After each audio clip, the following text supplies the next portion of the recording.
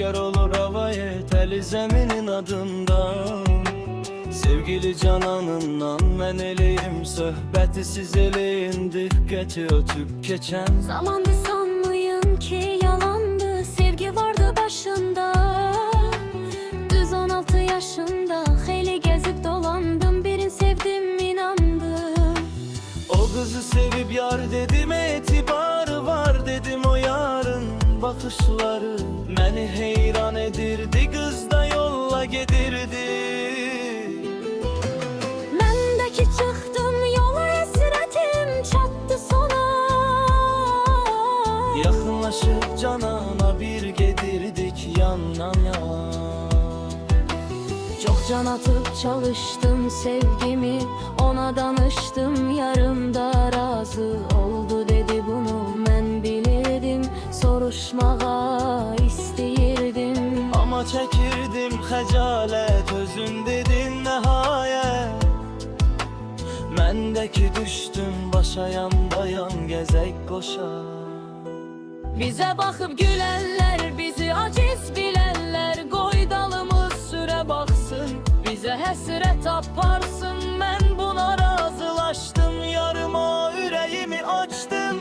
Söyledim ey sevgilim sana göre, çekirem zulüme germeni.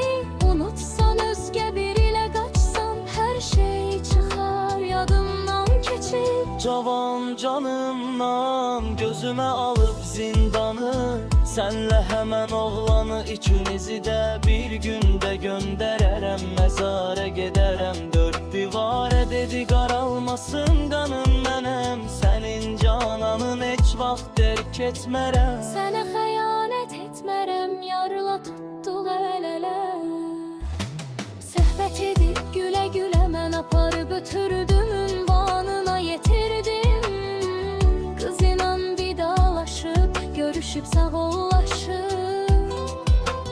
Neyse qayıtdım dala, ürəyim eşqə yana yana sevindim.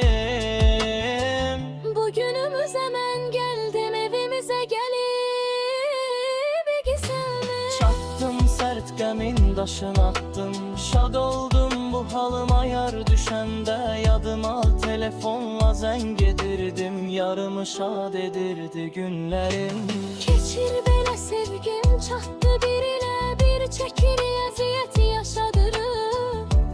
Məhəbbəti demə çəkdiyim əziyyət ucur sevgimə həbəda.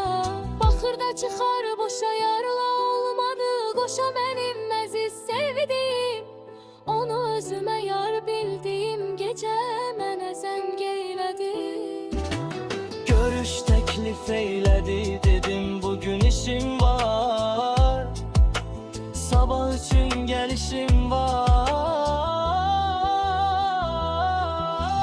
Razılaşıb yollaşıb yarımla sağollaşıb, gizlidir eşkin yolu söndürərək, telefonu sevincimlə əsirdim.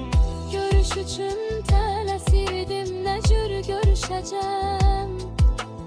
Necə narahat yatdım gecə, nəysə açıldı səhər. Çıxıb evdən bir təhər, getdim yarın görüşünə. Çox sevindim Gəlişinə.